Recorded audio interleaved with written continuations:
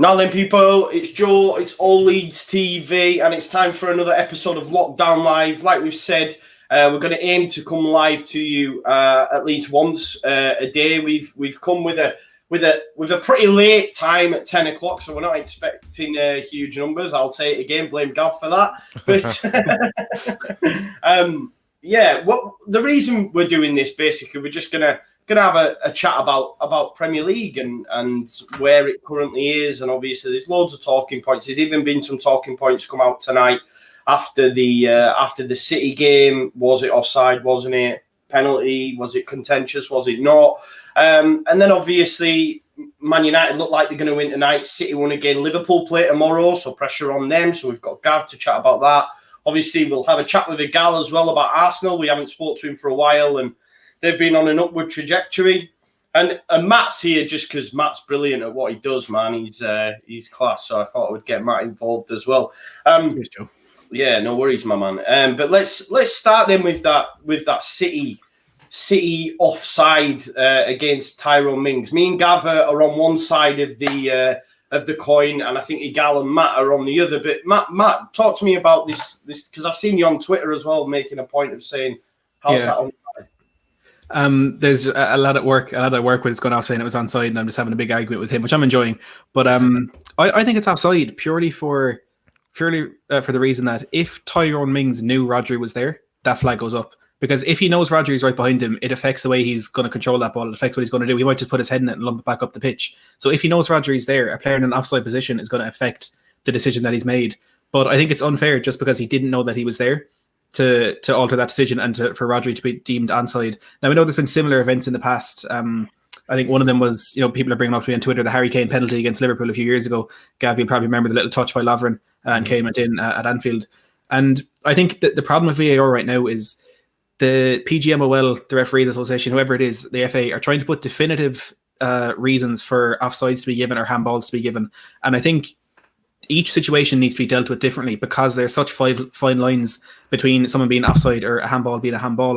And like two decisions could be 99% similar, but it's that 1% that could sway it either way. So they're trying to put this definitive sort of explanation as to what is offside and what isn't. And we can bring the toenail or an armpit hair debate into it as well.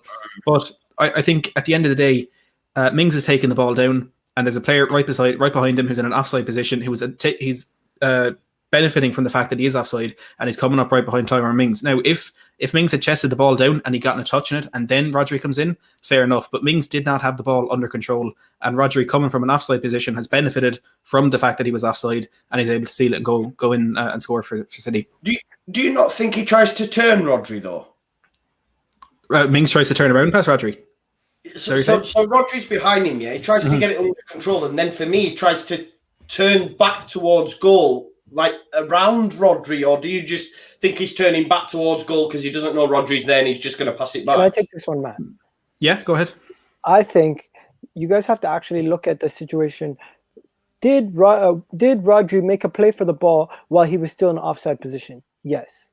Because even before, even if you, by the letter of the law, even if you follow it by the letter of the law and you say was he offside when he tried to touch the ball, I feel like there was a part of his body was still offside even when he tried to make a play for the ball. He was never fully onside before he actually made a play for the ball. So the moment you come and you interfere with the action from an offside position, to me, it should immediately be the flag goes up. Not the fact that, he's so far away and he came back. If he came back and then Mings controlled it and he was literally in front of Mings and he took the ball off him, then I would understand. But he took the ball off him from behind him. How are you going to let a guy from an offside position steal the ball off a player from behind him? To me, that's ridiculous. On BT, because like I say, because the ref that's in the studio that they always go to says initially he thought he was offside. However, he'd been advised that by the letter of the law, because Mings has made a deliberate attempt for the ball and connected with the ball to bring it under control, then if a player's offside, it doesn't matter because he's made a deliberate attempt to control it, bring it down, and then he's nipped it off him. I think for me, Gav, Mings should have just got rid, right? It's a perfectly good goal, in my opinion.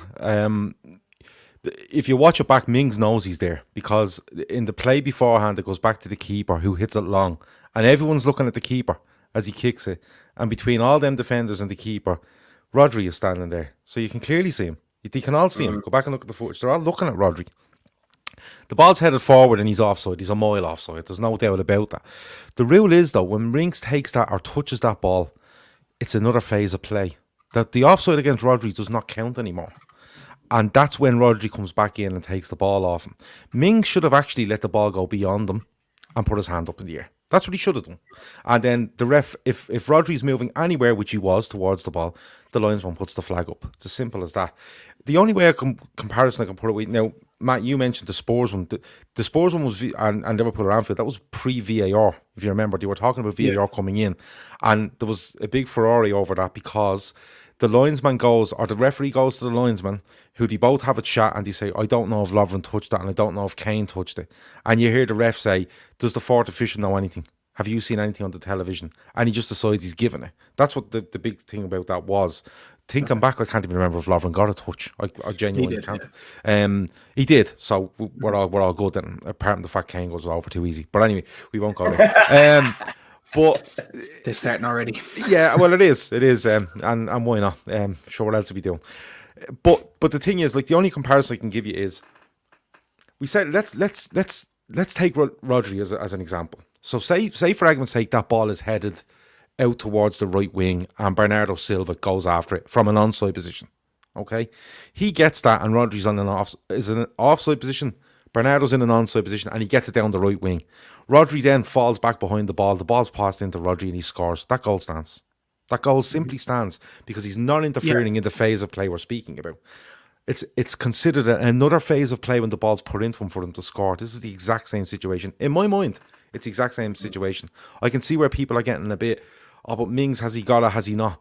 Mings makes the mistake of trying to play the ball, and in doing so, starts another phase of play. And that's where he gets caught. He's too slow anyway. He shouldn't let Rodri get near him. But that's beside the point. Though? Gav, do the players know this? Because every single Aston Villa player was saying he was offside. No, I don't think they do, Egal. Yeah, that's the thing. They were making that point in the commentary saying probably they don't know. But that isn't that on them, though, because surely I think they do it like the refs go every season and they sit them all down and they say, right, these are the rules, da-da-da-da-da-da. Isn't that maybe on them? I don't know. How is it that you're in your place of employment and you don't know the rules and regulations? Like, let's be honest. Like, I can make fun of the player, but at the same time, anybody in their right mind would say, if he left the ball, of course he's offside. And if the guy caught it, and he wouldn't even touch it, he would just let it go to the goalkeeper. They'll continue playing, right? Yeah. But I feel like the fact that Rodri was so far offside, coming back into play, in the moment that he makes an attempt to get the ball before the player has full control of possession, because to me, chesting it down is not full control. Full control is when you have the ball at your feet. Yeah, but it's not about full control. This is about starting another phase of play. By him touching it, he starts another phase of play. And the offside is completely forgotten about. It's immaterial. If Tyrone Mings takes that ball on the chest and turns and goes to pass it back to his goalkeeper, and Rodri is there and it's given to him, do you think it's given offside?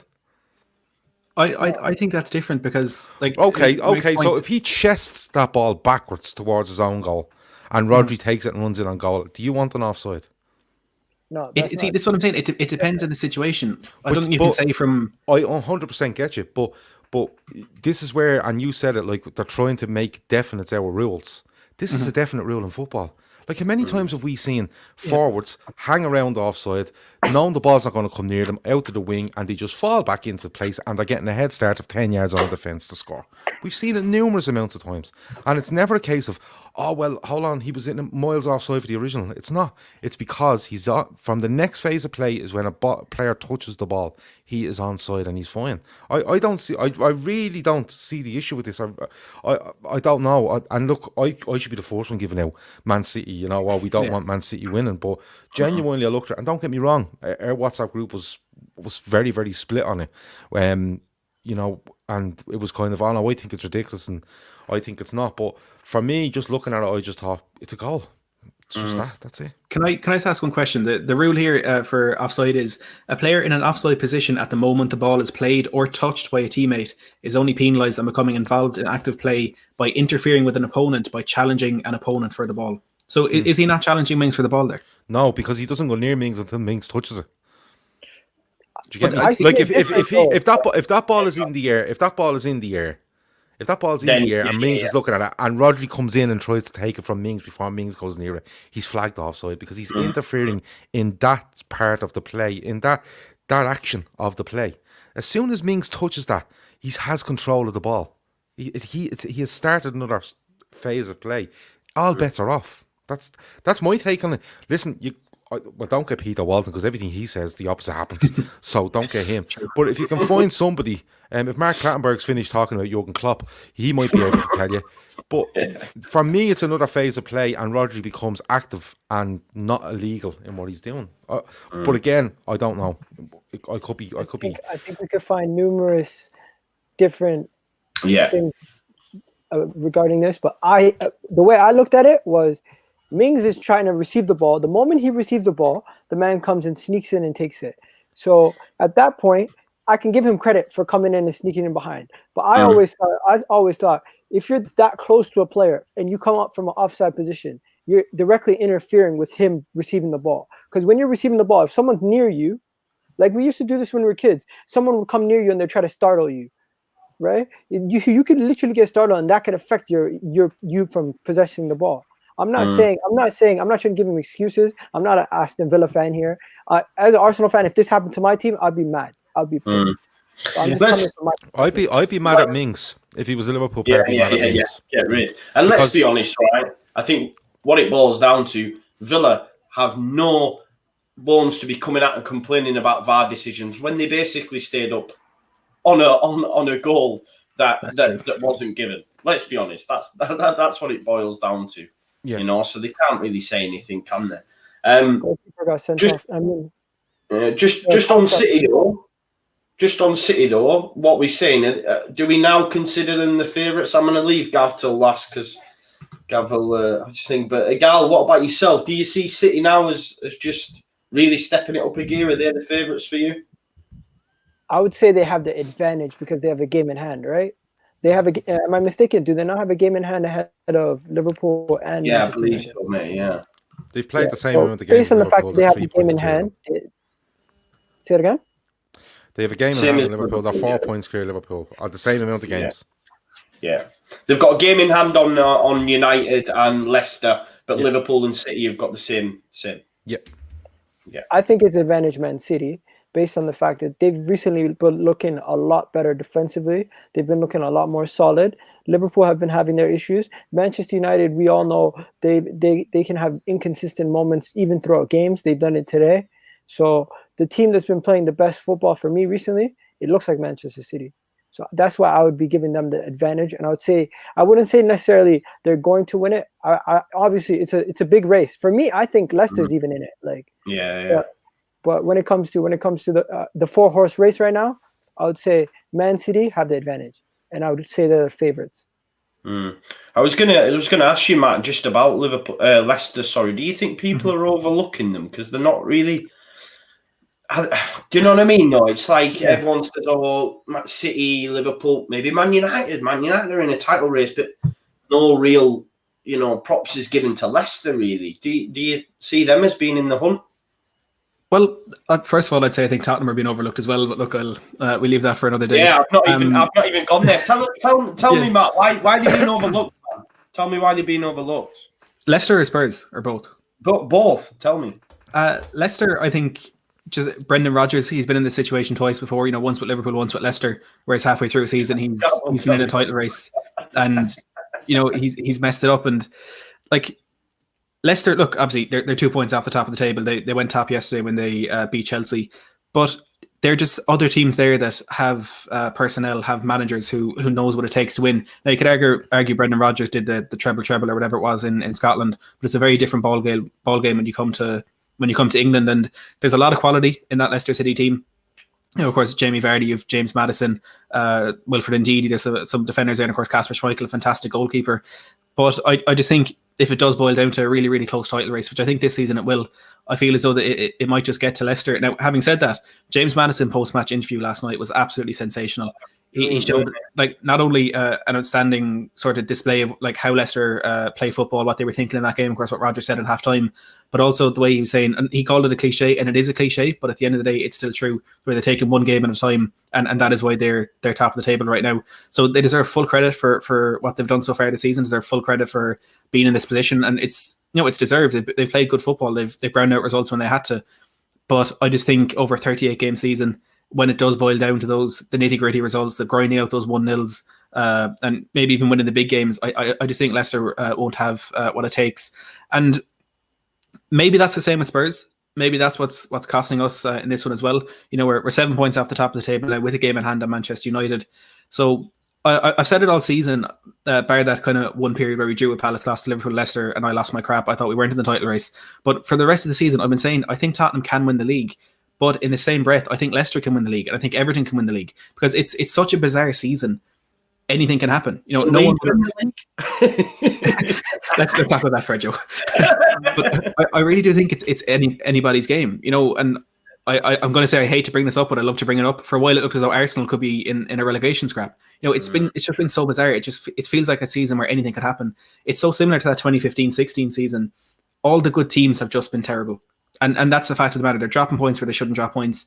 And that's when you could have a team kind of sneak up. If they hit a 10-11 game or run of form, or they're winning their games, assuming Man City stop running away with it, as it looks like they might, I think it really is anybody's game. And at a Spurs point of view, if we stop giving away stupid leads, we lost a 1-goal lead to Palace, Wolves, Fulham, and another team, which is I can't think of at the moment, and we lost a 3-goal lead to West Ham. If we can start holding on to leads, if we had those 10 points, we'd be top of the table. But I'm not going to sit here and maybe.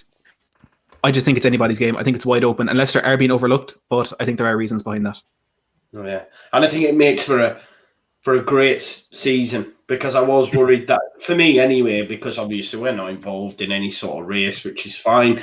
But it does make it a better spectacle, doesn't it? But Gav, what are your thoughts, mate? I know I've been left you there, sat there listening and taking it all in, ready to just go boom. No, listen, I think Matt's spot on. I think, you see, the easy thing to do is to turn around and say, and it probably was at the start of the season, if Liverpool and City turn up, nobody's touching them. And I think that's fair. With the squad City have and the squad Liverpool have, if they both turn up and play to 90% of their capability, nobody goes near them. Nobody goes close, in my opinion. Simply because they become so consistent, the depth that they have in their squad, and, they can rely on themselves week on week.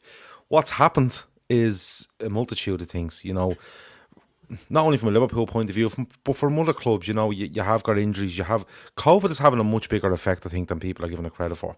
I've spoken to a couple of people over the last couple of days, and people are saying, look, if players have this, it's affecting them a lot more than sitting in the house for 10 days and self-isolating. It's affecting them for weeks and possibly months, because there is a respiratory issue in an athlete, that sort of way. When I look at the league, people... Now, listen, I destroyed Brendan Rodgers at the end of last season, and I thought I still stand by that, because Leicester were an absolute disgrace from the 26th of December until whatever it was when we finished the season. He's doing quite well. I think I read something last night. They've lost 26% of their games this season, and they were top last night.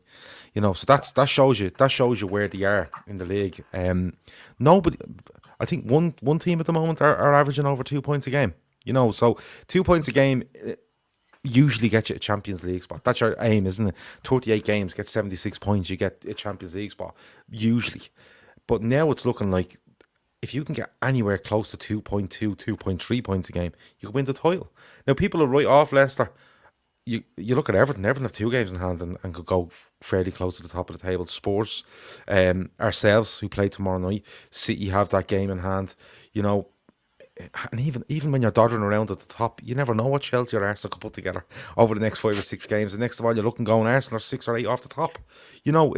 And I think it'll come down to injuries. I think it'll come down to COVID. Genuinely, I think that's what it'll come down to. Whoever can get away with the most injuries, or the least amount of injuries, and the least amount of COVID cases that affects their main players, I think have a great chance. City are on a good run.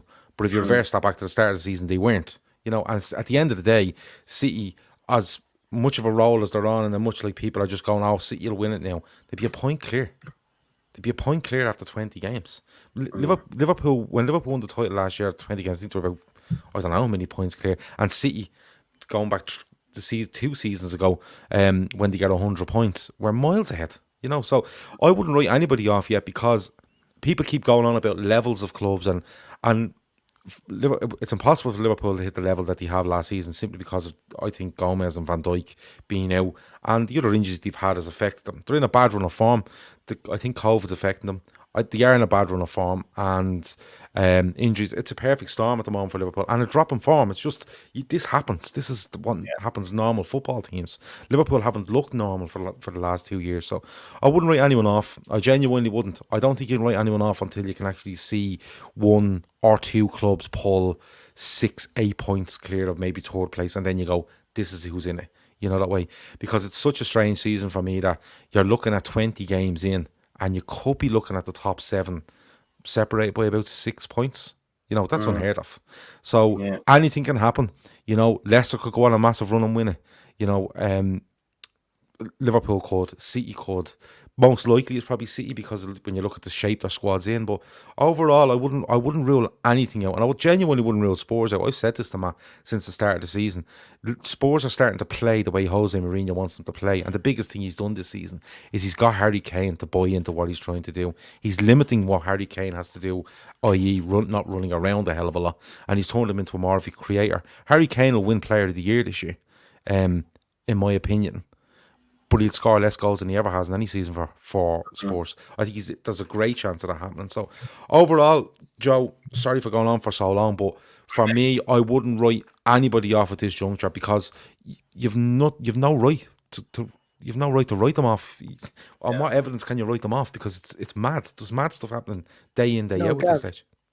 Gav, I'm gonna write off some teams. Okay, let me just tell you right now. I'm not gonna beat around the bush. Arsenal are not getting nowhere near the top. And I wasn't. I'm not mentioning them. I wouldn't go that far either. Yeah. Then Chelsea are going through a lot of turmoil. These guys spend all that money. They need time to gel. Whatever hair gel they want to find, they're not going to find it at Supermax. So they need to find something else also.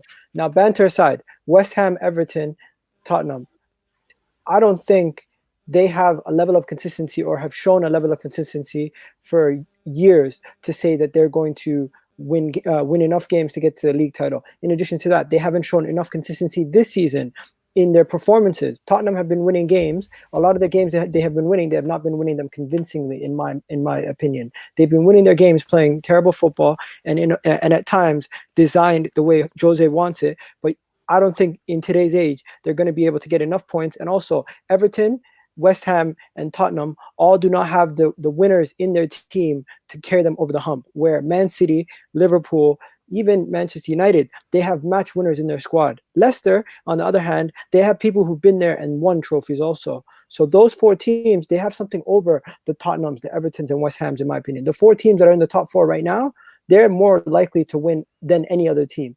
Obviously, mathematically also. So it's easier for me to say, but I'm writing off Tottenham, I'm writing off Everton, I'm writing off West Ham, I'm writing off Chelsea, I'm writing off Arsenal. I think there's only 4 people who could possibly win it. And from those 4, I think there's only 2 real contenders. Everybody else is not a contender, in my opinion. Even Manchester United. People are celebrating Manchester United. We all know you guys are not consistent. I'm not trying to throw salt here. I'm not trying to be banterous. I'm just going strictly honest facts. Yeah, I agree with you on that, mate. Well, you would. Why would you not? Well, most of the time I wouldn't, but I try to look at this in an impartial way at times. You know, don't get me wrong, it would kill me if they won the league. But the thing about United is, like, and I notice this is going on, like, people saying they're not even playing well and they're winning games.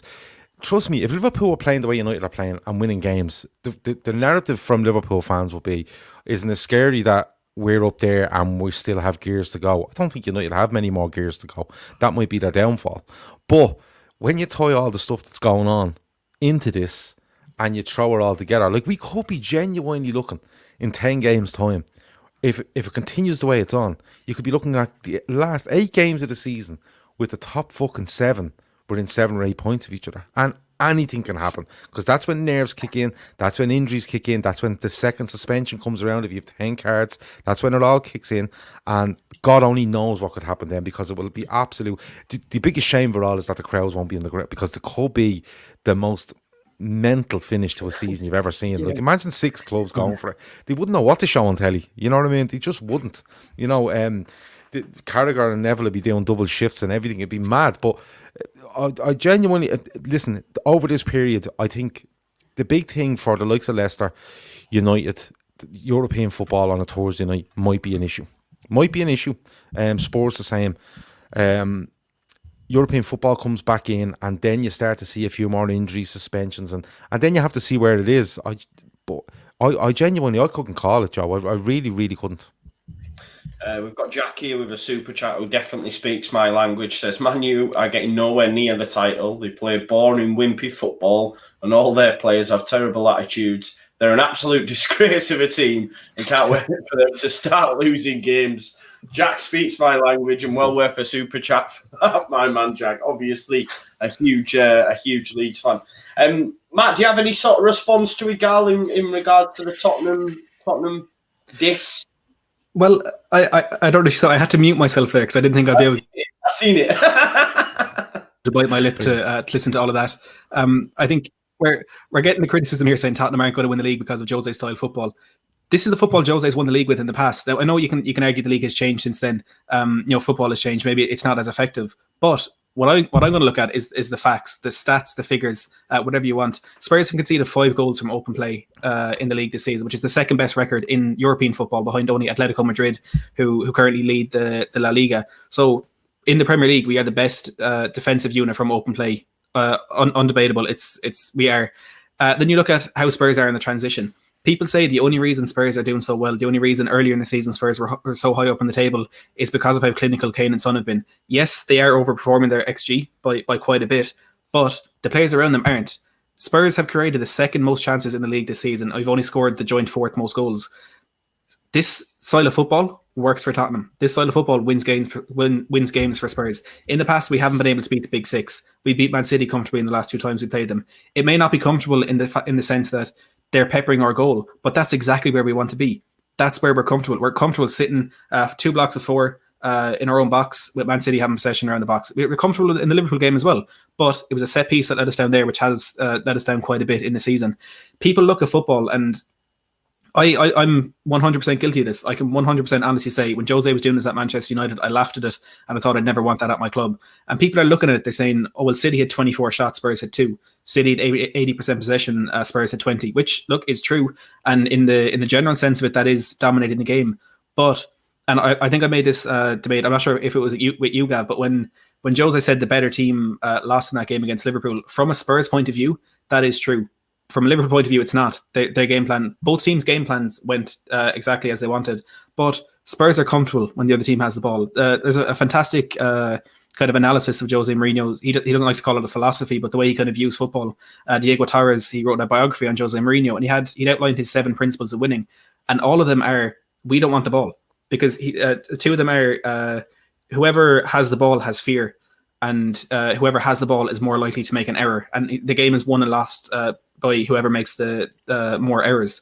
So from a Jose point of view, we're playing exactly the football that we want to play. We're playing exactly the football that he has used to win titles in Italy, in Spain, and in England. And he has the personnel in that team who are capable of doing that. Because we have defenders who can defend deep, who will win balls in the air, maybe not from set pieces. We have a midfield who are fantastic on the transition. We have Ndombele who can pick up deeper spaces. He can play in that double pivot. He can play more advanced. He can help in the transition. We have Kane who can drop deep and can play better passes than the majority of the players in the league. And we have players like Son, Bergwijn, and Lucas who can run in behind and finish chances. So I think we're right in that title race because we've proven style of football with players who are absolutely perfect to utilise it.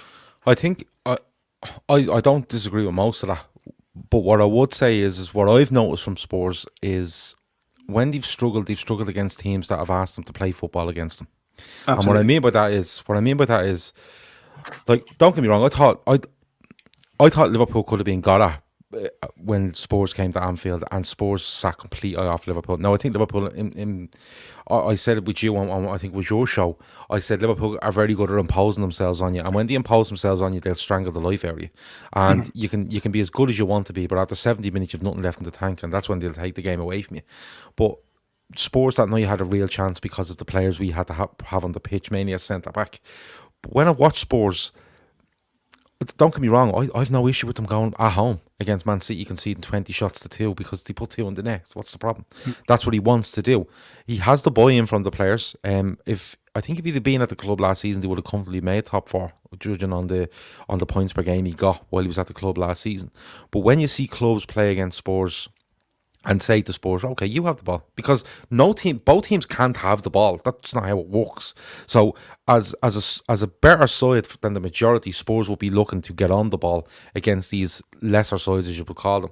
And I think Kane is a better player on the break than he is, when you have teams penned in, and Son most definitely, and Bergwijn most definitely.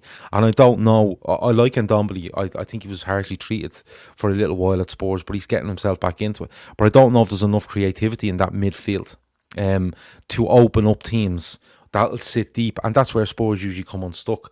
What I worry for Spurs is that when if this season goes on and they continue to hang around second, third, fourth, still in with a show, a lot more teams will become a lot more fearful of them and will drop deeper and sit and go, a point against Spurs is brilliant. And you could count from 8 down in this.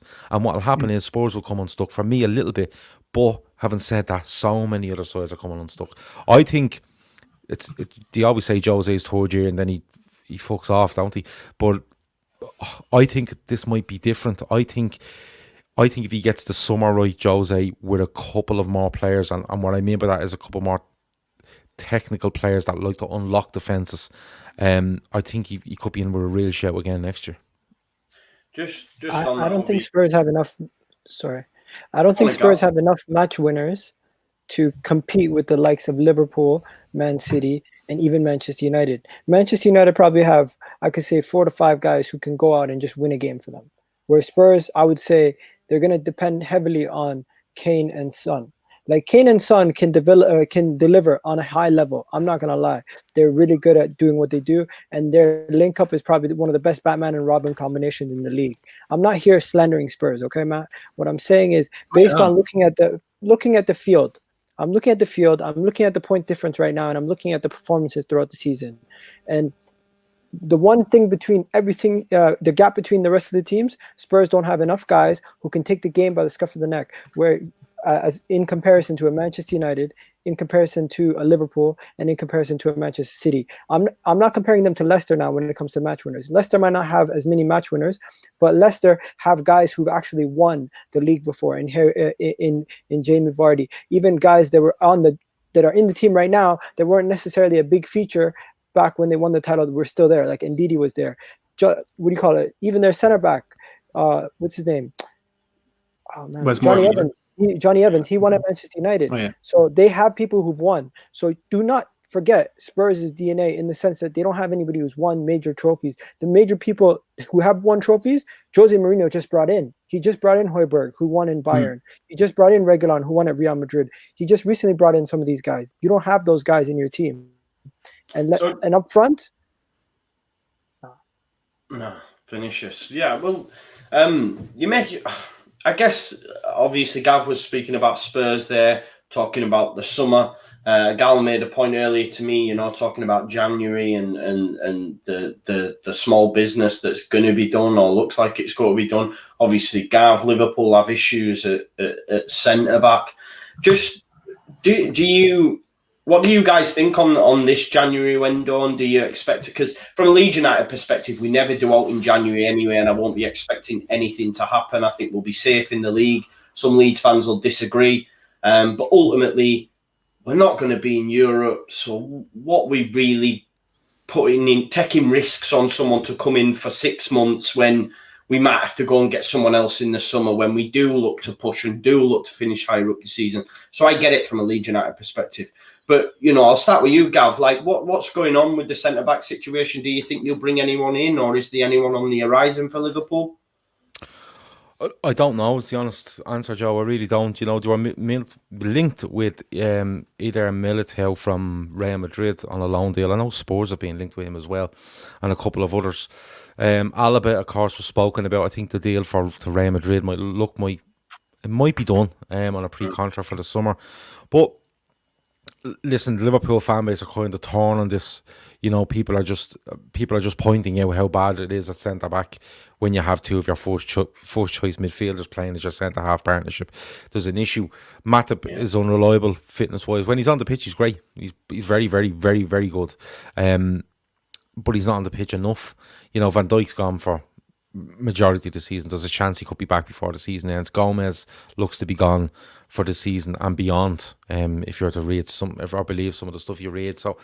I don't know, Joe, because we very rarely do it in January either. You know, the last significant January I can remember is, well, we done Van Dijk obviously in January a couple of seasons back, but before that I think Coutinho and Sturridge in the January 2014 is probably the only one that stands out for me.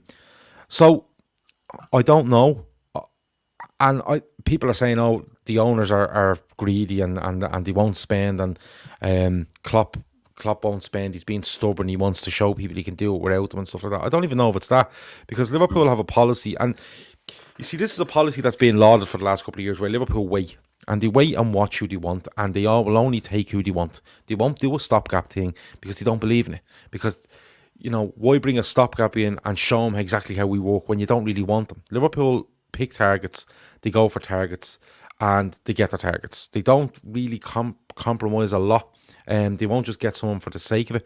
If they see an opportunity, by all means, that comes up and they go, oh, didn't think of that, but it's good, i.e. Shaqiri, they will go and do it. I don't know what they're going to do, Joe. Personally, I think they should. And I've been of the argument, and I've said it on Air Channel loads of times, that if you have to pay a levy to get a player that you wanted in the summer in January, go and do it. But the argument to that is, well, them clubs won't let him go, which is a fair one. I think the best thing to do is just a straight loan, Joe, or a loan with an option to buy, and an option to buy, not an obligation. Because if you bring this player in on a loan and you know you're giving him back, but he's just helping you out, with numbers, but he ends up being amazing, like a Militao could be, or whoever it might be, you go, fucking hell, he's actually unbelievable. We'll take him, we'll keep him. But I don't know, Joe, because what are we at? We must be at the 20th of January now, you know, around there. Yeah, 20th. So and does the window end on the 31st or the 1st of February or something around there? February, I think. Yeah, so we're only, 10, 11, 12 days out, whatever it might be. I don't know, Joe, and there's a lot of Liverpool fans that feel if they don't do something at centre-half, it will scupper their title aspirations, because there's no doubt it's having a knock-on effect throughout the side. You know, when you have Henderson and Fabinho, who by right should be playing in midfield with Thiago, right, playing at centre-back, I think it's affecting our fullbacks massively, because there's a bit of apprehension in the side, because we're trying to protect that back line now rather than being high up the pitch and playing really high and really aggressively. I think it's affecting our wide forwards. I think it's affecting Firmino. I think it's affecting everybody. So the natural thing to do would be to bring in a centre-half, but I just think Liverpool will look and go, do you know what? We might be able to keep Matip fit and do something with Fabinho and see how we get on and actually get our target in the summer, and they're willing to take that risk. And will it work? I don't know, but we'd have to wait and see. See, I know this. We've got a bit of a centre back, crisis, and I know a lot of people were like saying go after Tomori, and we were linked with Tomori. But the thing is, with Bielsa and the way our model works, he doesn't see the point in bringing in someone who, in 3 months' time, when the lads are fit, won't be getting game time. So it's a pointless exercise for him. And I suppose it's a little bit like that at Liverpool and Klopp as well, because it takes a while even for the players to adjust to the style of play that Bielsa wants them to do anyway. So he sees it as a bit of a pointless exercise. Obviously, as any football fan, I would love us to start bringing bodies in, but it's not gonna happen. And the summer where we will definitely invest and probably look at a new midfielder and a new left back, I'd imagine. Egal, what about Arsenal, mate? Like, what's going on in the transfer business for Arsenal? Is anything happening, or is he just going to continue, blooding the youngsters? I don't know if you guys realize, but Arsenal have too many people. We couldn't even register Ozil and Saliba and Socrates in the European or in the domestic cup or any tournaments or anything. So we couldn't play those guys. So we had to get rid of people. So far what we've done is we sent Saliba back on loan. Arteta said this is to protect him, which a lot of people are upset about because they want Saliba to play over the likes of David Luiz or other centre backs that we have. Just to jump in, Egal, I seen someone actually on Twitter yesterday make the point, I don't know who it was, but saying that apparently Saliba was the better of the two out of him and Fofana. And Fofana's been absolutely smashing it, but Arsenal have chosen to send Saliba on loan. I think the Saliba thing is more personal. But I think it's more of a personal issue than it's a football one. I've spoken to a couple of Arsenal fans, Lee Gunnar being one, Harry Samuel being another, and from what I can make out, he's on loan at Saint Etienne, isn't he? He's sent back to Saint Etienne on loan last season, and he's meant to come to Arsenal. But I think there's a death in the family. It might be in his mother or two. It could have been two deaths in the family. Both his father and his mother died in the last 2 years. Yeah, so it's massively affected him. And I don't think they registered him because I don't think they thought his head was right. And they looked over this for a long time, trying to see what's best for him. Now, when Arteta says to protect him, I think it's actually in his own headspace rather than footballing wise. So he's been sent back to France, hasn't he, on loan, probably to be close to his family. And you know, he's only a very, very young lad, and to leave France, I know it's not far to come from France to England, but it's a different country, it's a different culture, and it rains a lot. You know, so it's for him. When I think of Saliba, I try getting away from the Arsenal squad when I'm trying to talk about them, because it's a horrendous situation he's in, and with a bit of luck, whether that's at Arsenal or he has to stay in France and continue his career for a couple of years before he comes back to England or whatever it might be, you'd have to wish him all the luck, because he looks an absolute talent, and you're right, he was rated higher than Fofana. The thing is, we had a loan deal set up for him to go back to Saint Etienne in the summer. That fell through. Then we had another loan deal set up before we had to register the squad. So the date that we had to register the squad was 2 days before the date for the English transfer window ending, because you guys remember the English transfer window ended a week after the actual European transfer window. So we were going to send him out on loan to a championship team. That championship team said no last minute. So we were stuck with a player that we did not register into the Premier League squad, into the Europa League squad, and he could play in the Premier League, but we weren't going to risk that, right? And it ended up being a situation where he felt like he was being restricted. And you've seen from certain things that went on the internet, he kind of felt like he wanted to be freed, making messages saying, I'm locked up like you, to Guendouzi on Instagram, crazy stuff going on. But with Saliba, I just want to move past that. Hopefully when he comes back next year, he'll be able to play more games, because we'll be then no Socrates, because we just terminated his contract today. No Mustafi, because his contract's going to be up at the end of the year. David Luiz most likely will be up at the end of the year, and we will not be renewing that, hopefully. And what our focus this year is going to be getting rid of players. So we got rid of Socrates today, terminated his contract. Mesut Ozil terminated his contract. Saliba on loan. We have Lucas Torreira. I don't know what's going on with him. Apparently he's going to stay in Atletico because they're competing now. And the focus is to try to get rid of Mustafi or try to get rid of another player to then bring in somebody. But right now, Arsenal are looking at a midfielder. We looked at Buendia. Norwich are not looking to sell. They're if we were to try to buy him this time during the January window, they're asking for upwards of 40 to 50 million, which to me is crazy for a player who did good last year in the Premier League and did good in the Championship. But 40 to 50 million for a player. We were linked with him as well in the summer, to be fair, and now he's doing bits again, and now Arsenal are coming. So I don't think we will sign him now, but prior to this season starting, we were linked heavily with Buendia. He's a good talent, but I don't know whether or not he's Arsenal. Like, I mean, and that sounds like I'm giving disrespect to my own club, but I just think Arsenal are on that next run, and I don't know whether or not Buendia is the answer to come in. I don't know. I might be wrong, though.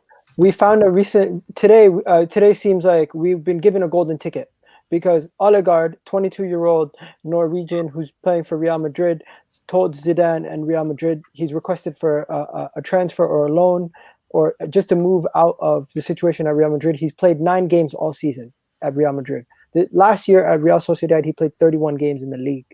So this is a man who wants to get his games. He wants to play football. There's a European competition coming up for I'm not sure if Norway's in it or not, but maybe he wants to get into that also. And Arsenal has now come up as an option for him on loan. Apparently Arteta is interested, and this might be our golden ticket to get a young player in, 22 years old, Real Madrid player. And you know what? It seems like Real Madrid are trying to loan out a lot of their players because they have a similar situation as us where they have too many players that are not getting game time. Fair enough. But Matt, do you expect Spurs to do anything? It's a tough one. It seems though it's all down to Dele Alli. You know, I'd Fabrizio Romano on my own channel a week or two ago, and he said even then that the key to Spurs' window is Dele Alli, and it looks like everyone at the club is happy for Dele Alli to go to PSG except Daniel Levy, who's of course the man who has to give the green light. Romano said today that PSG are more confident than they've ever been that they can get Ali. Ali is confident he can make that move to happen. But if Ali stays, we do nothing, and if Ali goes, we might do nothing. So, like, if he agrees, the links with Eriksen, what's going on there? Yeah. Daniel Levy's getting a taste of his own medicine with the Eriksen deal. We're looking to bring him back on loan. He wants to come back to Spurs. Inter just want him out as quickly as they can. They've offered him to Premier League clubs, the kind of the top clubs in the Premier League, for a 6-month loan deal for free to cover part of the wages. Whereas if Spurs want him, we have to pay a loan fee and we have to pay his full wages, simply down to the fact that last season when we were selling him to Inter Milan, they said they offered 15 million. We said no, 20 million. And there was only six months left in his contract. They offered 15. We said no, we want 20. They offered 17. We said no, we want 20. They said we give you 18. We said no, we want 20. They said okay, we'll give you 20. So they were a bit annoyed with our negotiations there. And even in the summer, trying to sign Milan Skriniar. Or does he? To be fair, yeah. Look, he's a businessman in the window. But it even happened with Milan Skriniar last summer. It was a case of Inter setting their price, said you can pay 50 with 10 million in add-on. Otherwise you don't get him, and it's the same. So Eriksen, I can't see that one happening this window, to be honest. I'd be really surprised if it does. But any there's talks of Danny Ings, maybe his agent is trying to put a clause in his contract now because he wants to return to a Champions League side, which Spurs hopefully will be next season. Marcel Sabitzer will have 12 months left in his contract. I think we can get him, and then it comes down to centre back as well. There's been talk of Eder Militao this January, as Gav was saying, on a loan deal. He actually scored for Real Madrid. I don't know if you saw, but they got knocked out of the Copa del Rey by a third tier side tonight. But Militao, apparently Zidane is happy to let him go. He wants to go, so there is a possibility for a loan deal. But again, it's just January just isn't for Spurs. I don't know if any of you watched the Amazon documentary last season that came out over Spurs, and Steve Hitchen, who's our technical director, he's our head of recruitment. One of the few things we hear him say in the window is, "I absolutely hate the January transfer window." So it doesn't bode well for any signings that we might make. So I think it'll be a quiet one for Spurs. I do think now we will see Ali go, but I'd be surprised if anyone comes in. I haven't heard of a single transfer yet. No, I think the only one, Robert Snodgrass from West Ham to West Brom. And that's been investigated. Newcastle did one today. Yeah, but Newcastle did a transfer today. That was a shock. That was the first Premier League transfer, I think. Yeah, who's that? Who's that, Egal? Oh, you don't know. No, Newcastle done a deal, but like that's the thing. Like you see, the January transfer window's always seen as somewhere where you have to spend more than you should. Like if a player's like a Bendia, you should be going into Norwich and going, there's 10 million or whatever it is. So I don't know what he's worth, but it turns out that they're going to want 50 to 100% more than that because it's January, it's the middle of the season. Can they replace them? We're going for promotion, whatever it might be.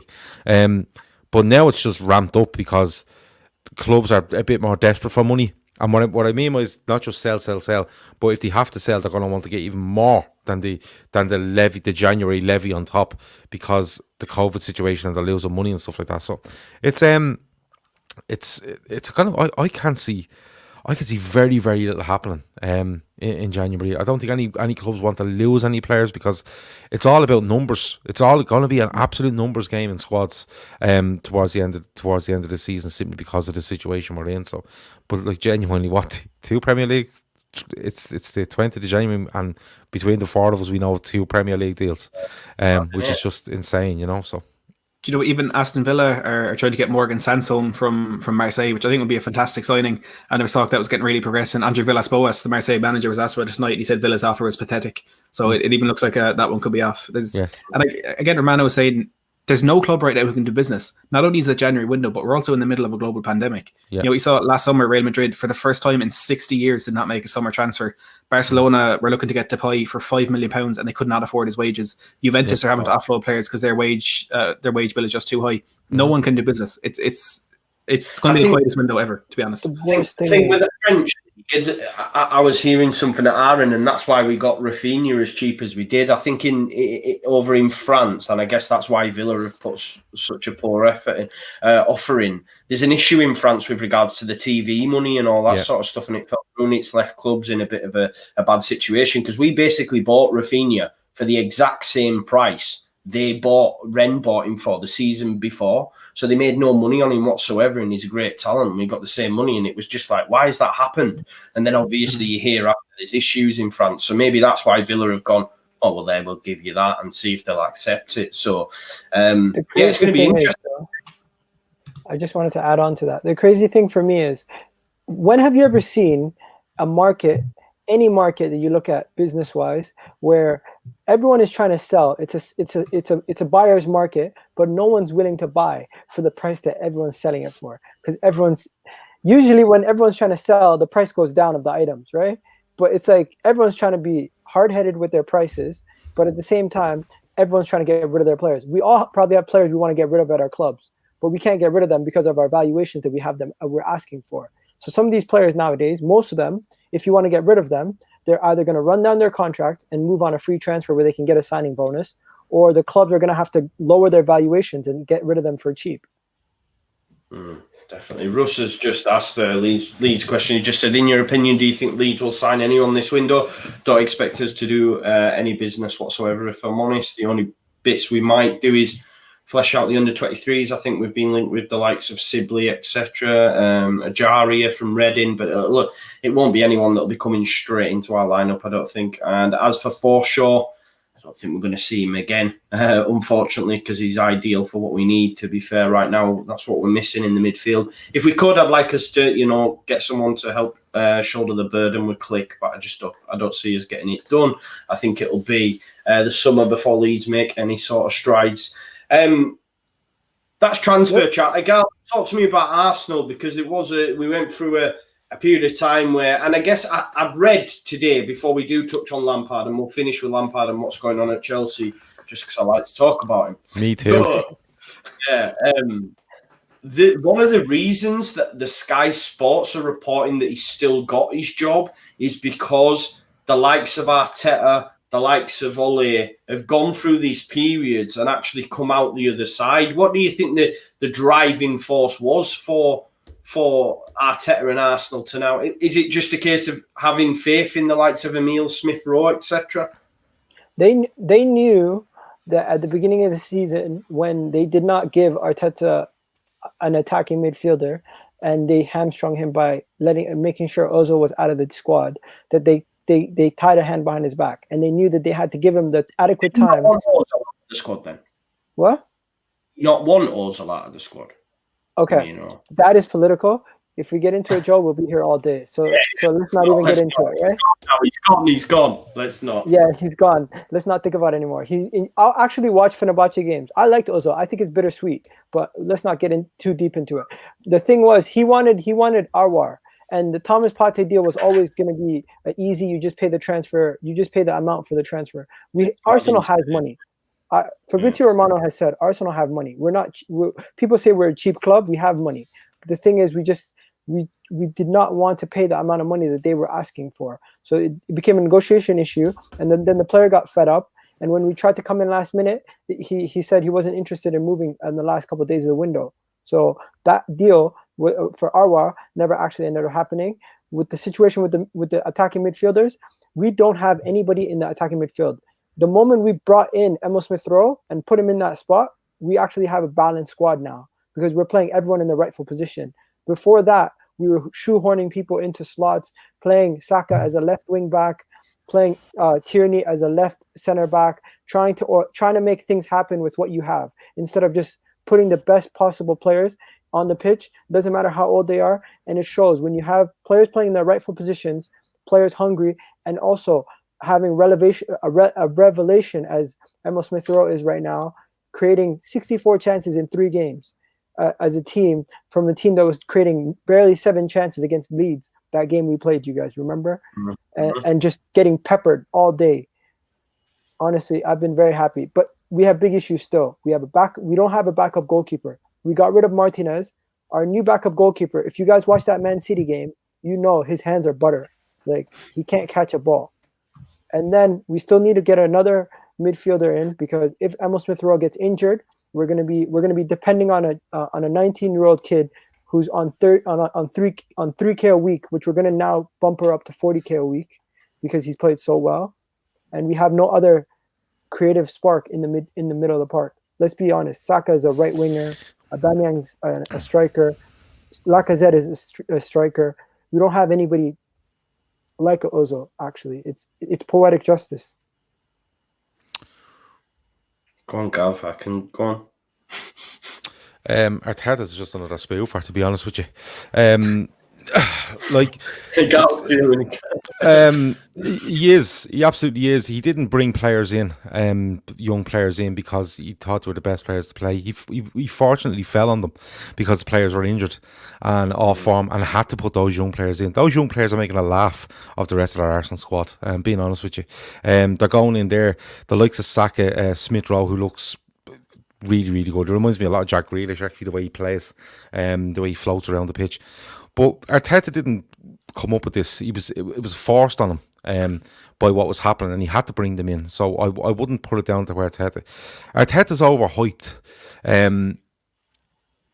because he's never managed in football. You know, he was an assistant to Pep Guardiola, and people think because he is, like, I remember when he left Man City and City started to concede goals, and people said, oh, Arteta must have been involved in the defensive shape and stuff like that. He's doing well. I think he's had a decent run of games. I think he's had a decent run of fixtures. But he's not, for me, he's not stamping himself on that side at all. I genuinely believe that. And it's a decent comparison with Solskjaer for me. Solskjaer was just getting players on the pitch and hoping for the best. And that's what he was doing. There's no doubt about that. That's what he was doing. There was no tactical masterclass from Solskjaer. He's probably improving a little bit this year because he knows his back four aren't the best, and he's trying to protect them as best he can and hoping on 2 or 3 players. But with Arteta, spoof was probably a bit too harsh. I was only doing that to annoy Egal. But what I would say is we're expecting way too much of Arteta way too early from me, right? Because he's been an assistant to Pep Guardiola doesn't mean he's going to walk into any job and do whatever. You know, he had Klopp's number 6 months ago. Do you remember that? That was fun. And But like, when you look at it, he had a certain style of play and he was getting caught at it and, you know, beat the press and stuff like that. They were depressing to watch.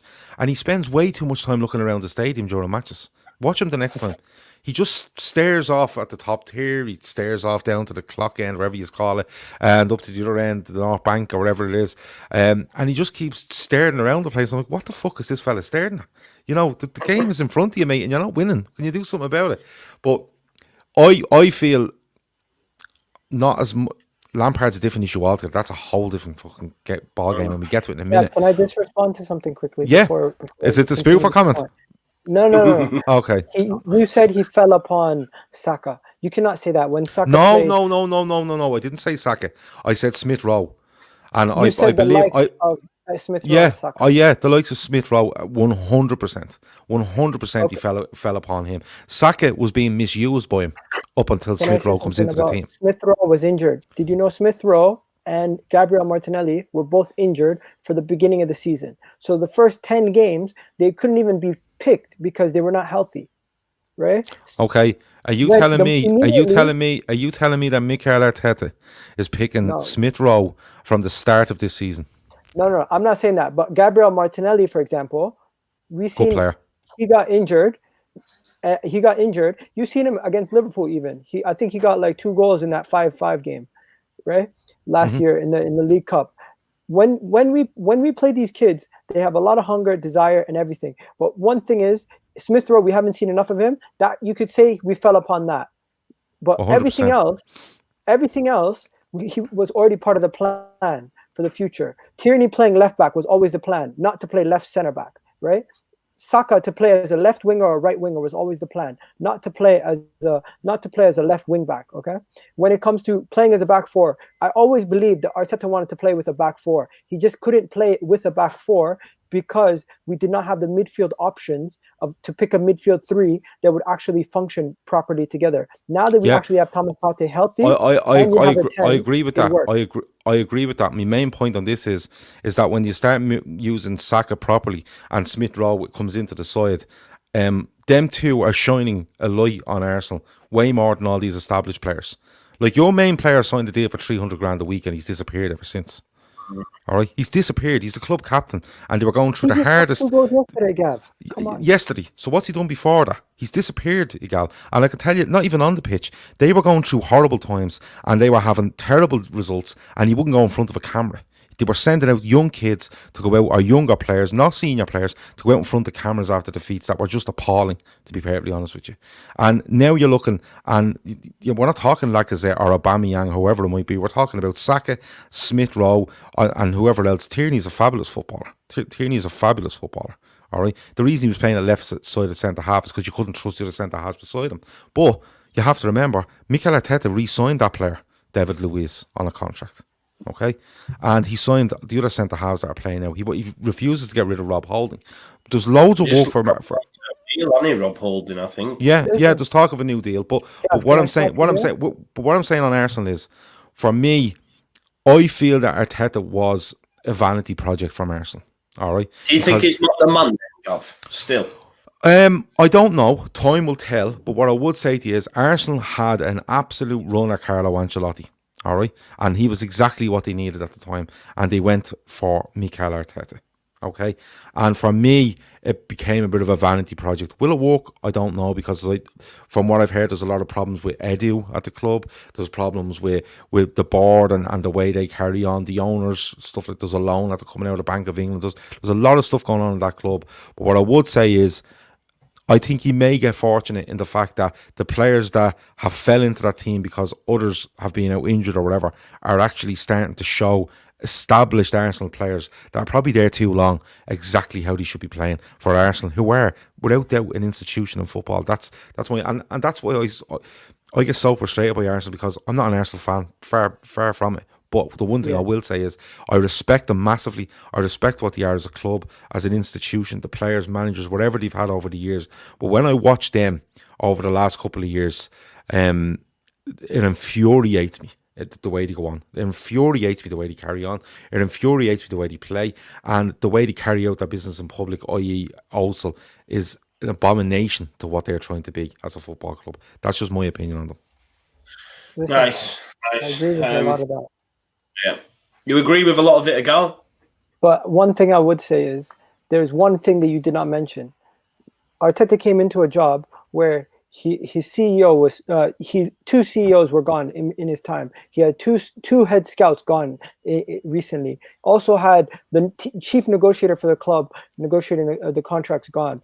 We had guys like, we had a new board of director come in to do an internal investigation on where money was disappearing within the club, because we found out that one of our CEOs was doing dodgy deals and immediately had to resign in the middle of a transfer window, which he signed Pablo Mari and Cedric to 4-year contracts before they even kicked the ball for Arsenal. Okay, one guy actually got signed on a 5-month loan from Southampton, did not kick a ball for us, got a 4-year contract without even doing anything. So saying these are Arteta signings, maybe you can say yes, maybe he had some input in it, but realistically, a lot of these things happen without his knowing.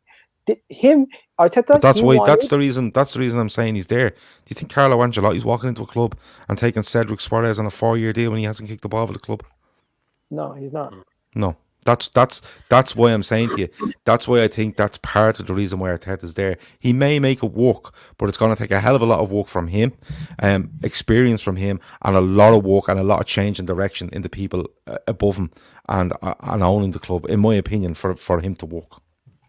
Can I just follow on from a point? He'll need a bit of luck, and I honestly feel like from what he's done, he's shown. When we played Liverpool the last couple times, you've seen a different Arsenal. When we played Chelsea, when we played Manchester United, what he's done, Arteta, in a short time period, he has been able to shore us up against the big teams, and we've now been struggling against the teams lower down the table. So it's almost been an opposite effect. And this is the first thing that managers do when they come into a big club.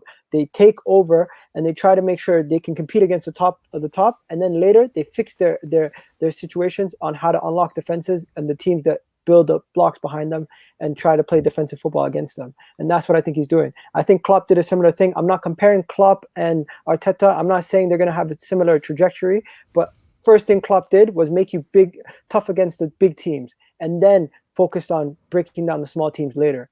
And that's what Arteta's been focusing on.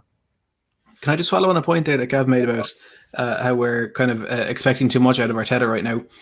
It's true. I think like he's, people call him Pep Guardiola's cone manager. I think is completely unfair. I think we saw the kind of the downturn in form at Manchester City when Mikel Arteta left. There's no doubt he knows what he's doing. He knows what he's talking about. But there's just this weird trend that we've kind of seen of when things are going wrong with the club, when they're kind of falling away. It's happened at Arsenal. It's happened at Man United. It's happened at Chelsea a bit as well. It's just appointing players who are straight out of the game. And look, I know the majority, like 99% of managers, think Maurizio Sarri is the only one I can think of that isn't a former player. But there has to be a point where you go and maybe you take over the youth staff of the team. Maybe you're an assistant manager somewhere. If you're looking at the likes of Jose Mourinho, he worked under Pep Guardiola, and I could list off 20 managers who have come into the game working under Marcelo Bielsa. So we are kind of, I think with Lampard, Solskjaer, look, Gerrard is an exception. I think maybe even with Rooney, when we're coming into the main part of his time at Derby, we are expecting too much out of them. But at the end of the day, the club have made that decision. Arsenal have made that decision to appoint Arteta, and we can't afford to judge a team and their manager, but we have to judge them on the club that they are. Otherwise, it's almost a free pass for them. It's like if they think things are going wrong for a bit, appoint him because he's a new manager, whatever. But that's what's happening. That's exactly what's happening. These clubs aren't looking at appointments in a footballing sense. They're looking at appointments in a PR sense. And you're going to talk about Frank Lampard in a minute. And that is if you want to write a book on PR appointments, just put Frank Lampard's head on the front of the book and stick it in whatever bookshop you want to stick it in. Because that is exactly what it was. It's exactly what it was. Kenny Dalglish at Liverpool the second time around was a PR exercise. It wasn't a long-term strategy. It wasn't a footballing thing, despite them giving them plenty of money in the summer of 2011, I think. But it was a PR exercise. Because why? Because we had Hodgson, for fuck's sake, you know what I mean? Do something really, really good after you have Hodgson. That's the motto. And what did they do? They went, I'll tell you what we do. We can't get a manager at this stage. Let's bring Kenny Dalglish back. Let's get the feel-good factor. New owners are in at the club. That's what we'll do. And it never works. It never works. Ole Gunnar Solskjaer was appointed at Manchester United because they'd gone through. Ferguson was gone. Moyes was chosen by Ferguson. I think Ferguson strung them up on that, by the way. They go through Van Gaal. He's mental. Remember he was going mental in press conferences. He was brilliant. I loved him. But he goes. Jose Mourinho comes in, signs a new deal, and immediately has a breakdown, and he's out the door. And what did he do? They could have went for anybody. They could have went for Simeone. They could have went for anybody, and they went for Ole Gunnar Solskjaer. And that's why it's on Ed Woodward's head now. Because when Ole Gunnar Solskjaer, if he fails, if he's successful, great. But if he fails, Ed Woodward's out the door with him. There'd be two taxis ordered to Carrington, and they'd be both put in one each, and they'd be sent on their way. They are PR exercises, and that's the end of it. There's nothing else to talk. There's no other way or angle to bring it. And you're right, Matt. You can't judge that fella on a footballing sense, but judge the club differently. You know what I mean? You can't do that. You have to judge them on the club they are. You know what I mean? It'd be like Liverpool coming out tomorrow and saying Jurgen Klopp is leaving at the end of this season for family reasons, and we're bringing in fucking, I don't know, Paul McCartney. You know, and people go, well, yeah, Paul McCartney's from Liverpool. That'll be the business, lads. That's not how it works. You go and you get the best you can get. Gav, the owners have a big part to play. These are American owners. Listen, these guys are the same guys who went to the Rams. They had a guy running the Rams down the drain for years. What did they do? They got the best assistant coach from a team in the NFL. They put that guy inexperienced in the position, and you know what? He got them to a Super Bowl. They went to the Denver Nuggets. They got a young, inexperienced coach, put him in the head of that job in the Denver Nuggets in the NBA. Guess what he done? He took them to the Western Conference Finals. So they have experience of taking inexperienced coaches from the other franchises in America, and they thought the same thing would work here in Arsenal.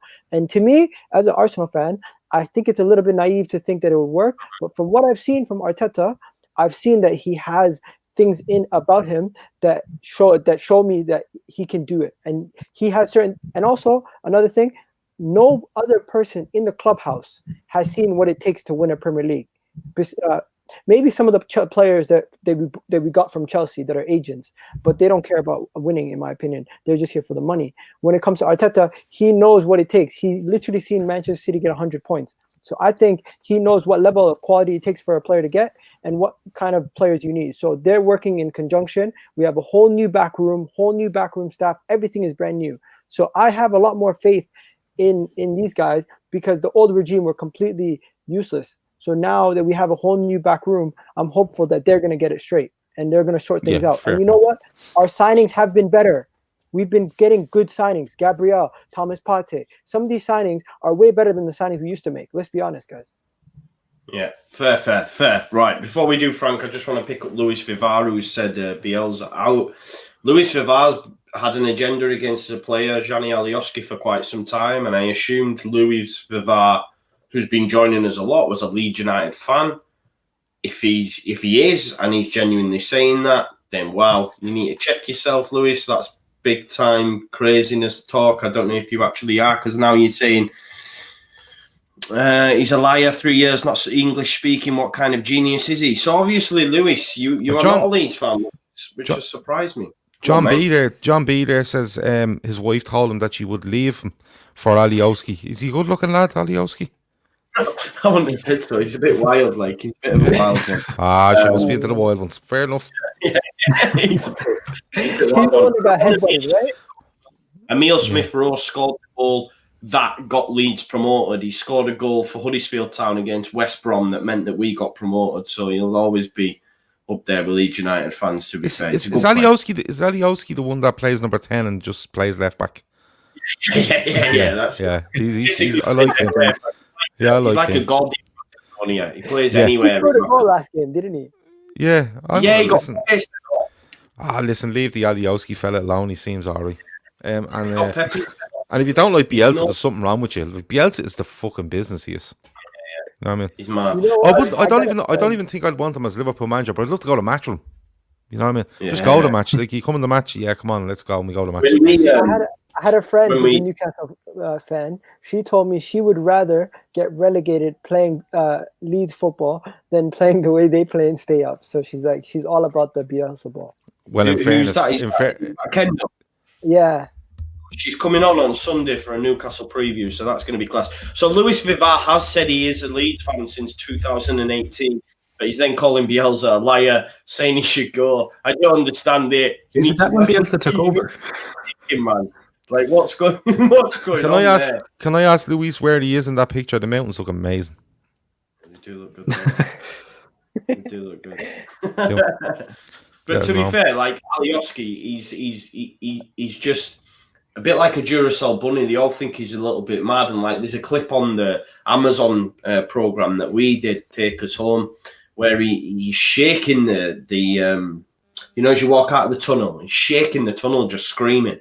And Nathan Dyer, who plays for Swansea, this is right at the start of the game. Nathan Dyer, who plays for Swansea, walks past and like you can see he's genuinely like shook on his face. He's like, "What the fuck's this kid doing, man?" And he's just going, He's just a bit of a nutter. But let's talk about Frank then. Let's talk about I'm looking forward to this. I thought he'd have been gone last night. I was sat there with my popcorn thinking this is absolutely brilliant.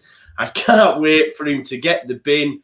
There was loads of stuff coming out on Twitter. Obviously, it hasn't happened. It doesn't look like it's going to happen yet.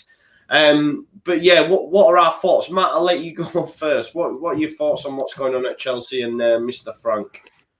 I think the best way to put it from a Spurs fan point of view is I'd be absolutely gutted if he left Chelsea. I think that tells you all you need to know.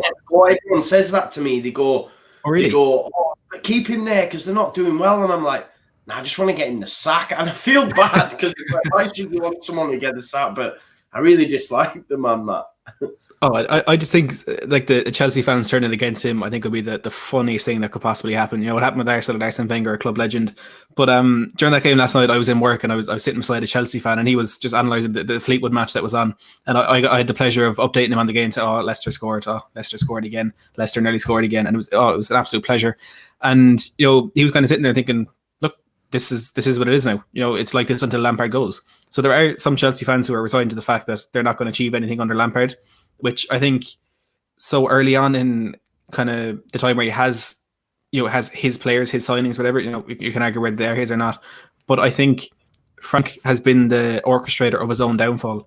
He did not need to spend £200 million. He did not need to spend £250 million. I know he's been a bit unlucky with Havertz catching the virus, and of course he hasn't been the same since. Timo Werner, and I laughed at Liverpool last summer when they didn't get him. I've dodged a massive bullet there. Chelsea, looking at that, gotten Timo Werner for what in an inflated market seemed like a cut price. The man can put the ball in the back of the net, and as a striker, that's a problem. It's so funny. It's the amount of open goals that he misses is absolutely crazy. They brought in Mendy. He had 3 good performances, kept 4 clean sheets, and I think, he's better than Oblak. He's the best keeper in the world. Some of them I wouldn't be surprised if they want to keep it back in goal. Thiago Silva started well. He's 36. He's not going to last the season. He's not going to be. He's already gone against them. They do have some fantastic players in there. Ben Chilwell, I think, is outstanding. Reece James as well on the other side is really, really good. Kurt Zouma has had a fantastic season. Last night, you know, it looks to me, and I thought about it, Matt, and I think if I'm talking to Frank, I'm saying to him, this serves you. No, this what I'm saying. I'm going. This serves you right for all you and your boys, John Terry, Drogba, when you's got fucking managers sacked back in the day. You know, you had Frank Lampard put it on about Andre Villas-Boas, and after he was too inexperienced, it wasn't the right time for him, he wasn't up to the job. Well, guess what, Frank? Neither are you, my man, and now you're experiencing that same player power, because them individuals, bar Mason Mount, who's in effect his son, as people like to say, he's the only one trying. Like, I thought it was very telling that James Maddison stood in that interview and went, well, we know that Chelsea sleep on set pieces. You know, he's coming out and saying that to everyone. Frank should know this. And it was shocking when it was actually analysed and seen, and how he spoke about how Rodgers said X, Y, Z at halftime, and you just know that wasn't going on in the opposing dressing room. Do you know what I mean? And just sleeping. I don't think they want him there personally. He's got Jody Morris as his number 2, who's doing the training. They're probably thinking, who's this clown? Who is this clown? Do you know what I mean? Genuinely. Look, he didn't do well at Derby. It's all media. Like, it was cringeworthy having to see Jamie Redknapp. If that's anyone else, he's going in, but he's going, you know, you can blame the manager, but the players, it's the players. You've got to look at the players, and it's like, hang on a minute, Jamie. Let's be honest. He's out of his depth, and he's inept, and he should be gone. It's time to go. There's no tactics there. That's their biggest problem. You know, they played last night. They played Havertz, Mount, and Kovacic in the middle of the park, and for some reason he thought it was a good idea. Look, get Hudson-Odoi in that team. He can do things, but he took Ziyech out. You know, that midfield, Kovacic is not a holding midfielder, especially against a team who are going to catch you in the counter-attack. He's so tactically inept. He had Mason Mount and Mateo Kovacic playing in a double pivot at times last night. One of the main reasons Reece James has been so effective this season, it happened against Tottenham in the second half we played them. Ziyech comes in narrow, drags the fullback in, and Reece James exploits that space out the outside, and he can whip a ball in. Frank, he should know that. I mean, I hope to God he knows that, and that's his sort of tactics. But then, why isn't Tammy Abraham playing up front? Or why isn't Olivier Giroud playing up front? Giroud, when he plays, he scores goals. I'm telling you right now, if Giroud or Abraham had played against Spurs, they would have beaten us. Because there was 2 or 3 balls Reece James got in the early on in the second half that any capable footballer puts in the back of the net, and it's as simple as that. He just doesn't know what he's doing. And like people say, oh well, he's had experience before. He's been at Derby. He failed at Derby. The only thing Derby wanted that season was promotion, and he lost the playoff final. I don't get the hype around him. It's this whole thing again about bringing players in. You know, fair enough, former players are good managers. They make up the majority of the managers. But being a former player in itself is not a qualification to become a manager. It's the same as what people always say about the United board. You know, get Rio Ferdinand and get Patrice Evra in. You're looking in the right place, I think, with former players. But just because they're the player does not mean they're qualified, or does not mean they're the answer. They need more than that. And Lampard just doesn't have that.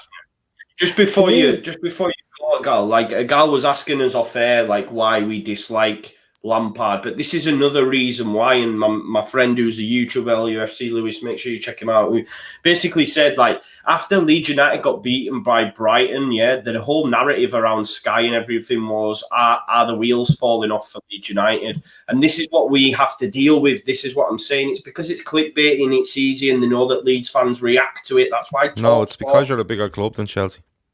Well, there's that as well, my man. But he says, last 6 league games, Chelsea 7 goals and 7 points, Leeds 13 goals and 9 points. But the media narrative that our wheels are coming off and Lampard needs time. He's the English media's golden boy, and that's why there's that real disdain for him, man. You know what it is? There's people who have put their neck on the line to say Lampard's a good fit for Chelsea. So for them to switch their narrative so quickly, they're gonna have to put their hand up and say I'm wrong.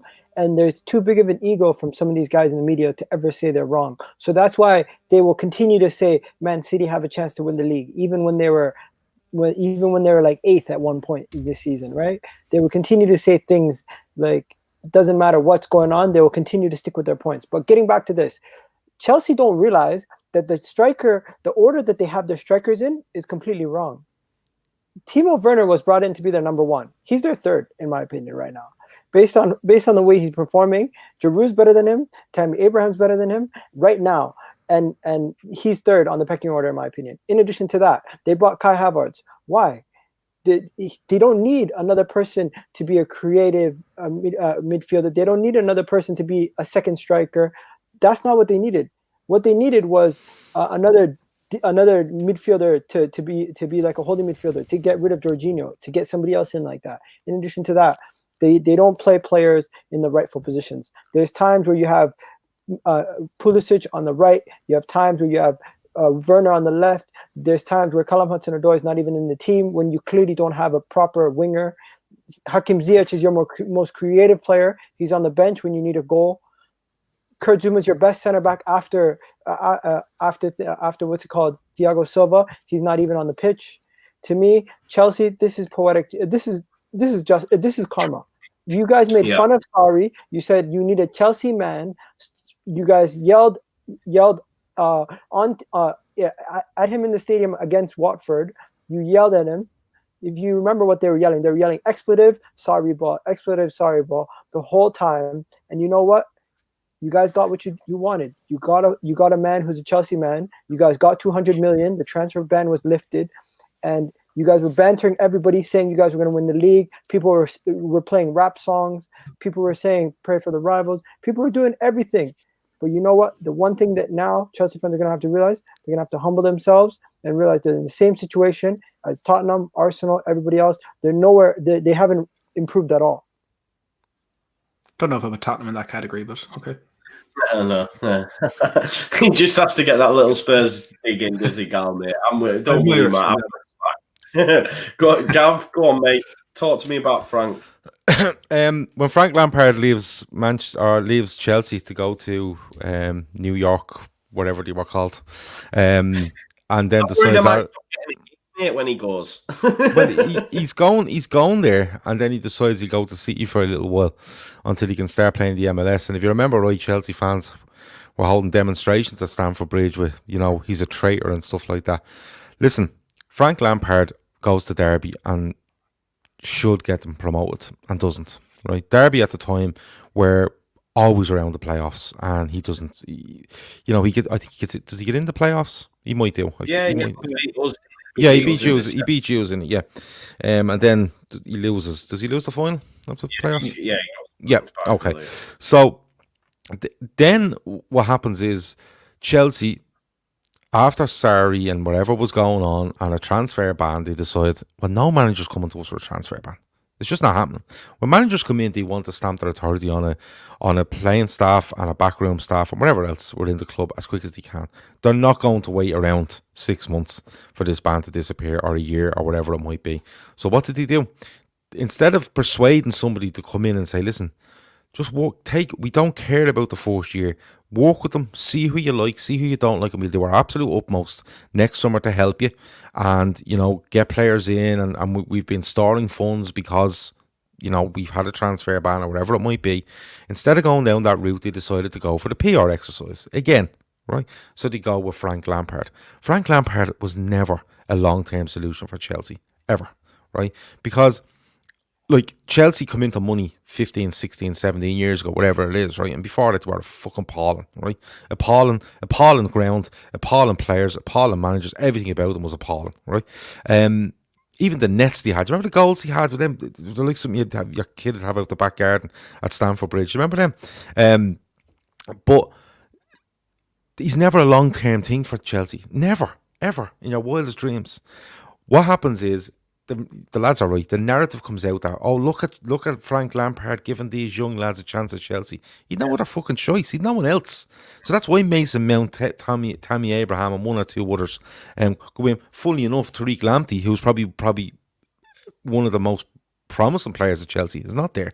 He's gone to Brighton. But I'd arguably say as well, Gav, you know, the likes of Abraham and Mount, had they not got that ban, they probably wouldn't have got a look in. Like, Abraham did well at Villa. He probably would have been sold to a lower end Premier League club. But listen, there's not a hope. There's not a hope of them being near your squad. If A, you have Lampard and you have no transfer ban, or B, they bring in an actual manager, a real manager, right? they don't get a look in. So what happens is, that's the narrative last season. Now, the signings that were made, they're not his signings, Joe. They simply aren't, right? They are signings being made as a sweetener to whoever they're going to replace Lampard with. Because when you go to appoint the manager, they're going to look at the stadium you have, the infrastructure you have, the backing you have, and what have you got in your squad? Oh, well, and if you can turn around and say, right, Timo Werner's not in great form, but I've Timo Werner, I've Kai Havertz, I've N'Golo Kante, I'm at Chilwell, you know, Reece James, you know, you can go through them. You might, the manager might rate Jorginho, Giroud is still there, whatever it might be. You want to give them, you want to be able to put yourself out there as a really, really good squad, and that's what I think they're doing. I think as soon as his window's closed, he's gone, and it just chokes him of any chance of going and saying, can I get such and such a player, because I think he'll help. With regards to on the pitch, he's a coward.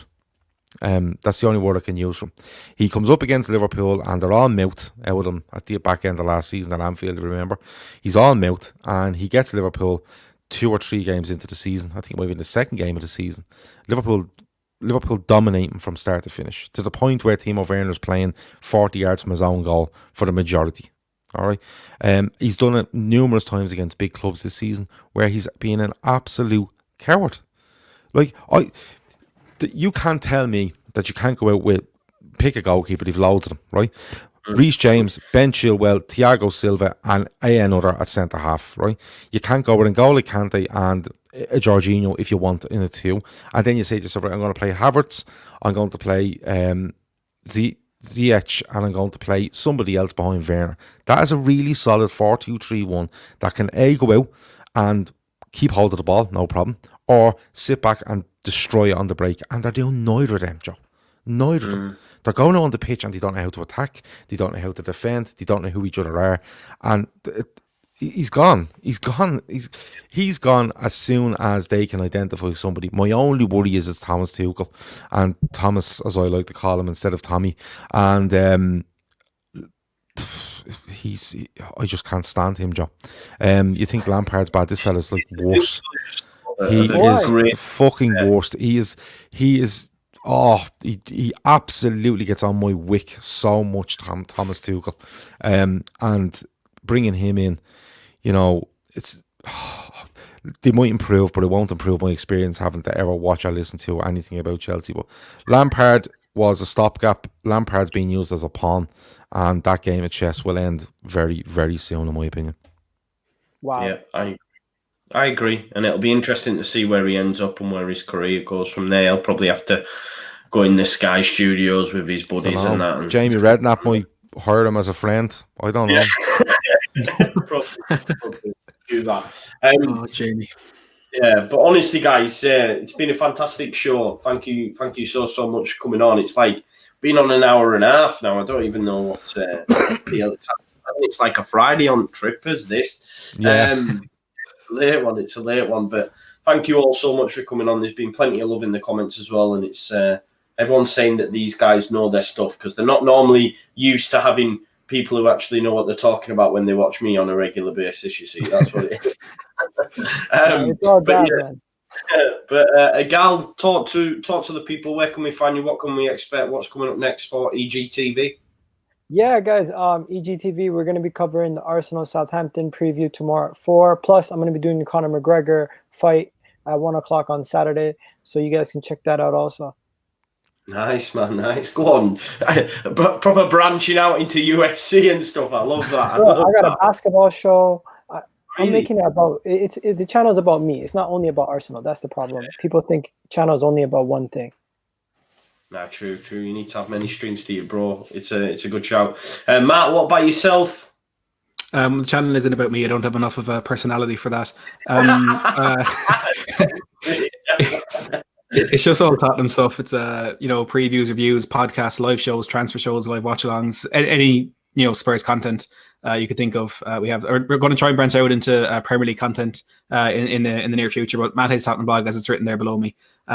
Any Spurs fan, I encourage you to check it out. Not just Spurs fans, Leeds fans as well. Matt's a top guy. Genuinely knows his stuff, so make sure you go check him out, man. He's awesome. And someone's just said there, is Gav asleep? No, do you know what it is? Do you know what it is? I'll tell you what it is. People keep asking me this, right? I'm not asleep. I'm so used to doing shows with us, and I'm constantly looking down here at the screen, I'm constantly, it happens all the time, because I'm constantly looking down at the screen. I'm looking at comments, I'm looking at banners going across screens. My phone is constantly going, because while I'm doing this, my channel is actually live, and there's stuff going on with that, so I'm all over the place. But no, if I keep looking at you here, you'll know I'm awake. But I wouldn't fall asleep on Joe. He would never forgive me. But what's going on with my channel? The trippers are busy all the time, to be fair. Never stops. Yeah, we are just live at the moment with the Scout Report, which is a show we're doing at the moment around 5 yards.co.uk. I'm just throwing in sponsors here now, Joe, right? Same. I keep seeing these on Twitter, and I'm thinking, it's a brilliant concept. It's a brilliant concept. If you go to 5 yards.co.uk, just look it up. I'm not going to say anymore. It's a brilliant concept where you basically try scout players from anywhere in the world, get them to value them, you buy into them, and if they progress and win games and score and assist and stuff like that, their value goes up and your investment goes up. It's a really, really, really good way of doing it. Good way of doing it. With regards to the channel, Joe, yeah, LFC Day Trippers everywhere. Twitter, Instagram, Facebook, Apple Podcasts, wherever you get your podcasts, Spotify, you can get them all there. Tomorrow we're doing a match reaction, obviously, when we draw 1-1 at Burnley. And Friday night is the Friday forecast, which I think Joe was on every week. It's basically Joe's show, but I just host it for him. And then every week there's just loads going on every night. I think we do every night bar Saturday, that's being honest. So it's going really well, and the support's been great. And like, we've had Matt on, I'm sure we'll have a gal on at some stage. Joe has been on, and we get great reaction. So it's not only for Liverpool, it's for fans from everywhere. We love fans from everywhere giving an opinion, because I think that's what it's all about. Yeah, say hi to Grace for me. I will. I'll send a request in to say hello to Grizz for you, because he's more famous than the new American president at this stage. He's good, man. He's good. He's Grizz, man. He's got a brilliant beard and tash, I have to say that. But yeah, thank you so much for coming on, guys. Thanks for those that have watched. I know it's at a late hour. We've still done all right though, which I'm happy about as well. So that's cool. And yeah, keep it locked to ALLLEEDSTV. Friday, no, it's Thursday tomorrow, so we've got KGTV on. That's great. KG's really good. And for those that are watching in the chat as well, I don't know if you remember Ray from Undateables. Every Leeds fan will remember Ray. I think he's going to be on the show as well. He keeps asking me. He says he wants to go for it. So I said, yeah, let's get you on, man. Friday, we'll have Before the Whistle Blows. Then Sunday, we've got a live opposition preview with Kendall, Rowan, and Newcastle Fans TV, because we don't play till Tuesday now, because we got knocked out of the FA Cup, but it's a Mickey Mouse Cup anyway, so we're not asked. Who Crawley got? Crawley, you've got Bournemouth away. Of course you do. Actually, you don't want to be going down to sea at this time. It's too cold. No, exactly. That's what we were saying, yeah. Right, thank you so much. And we'll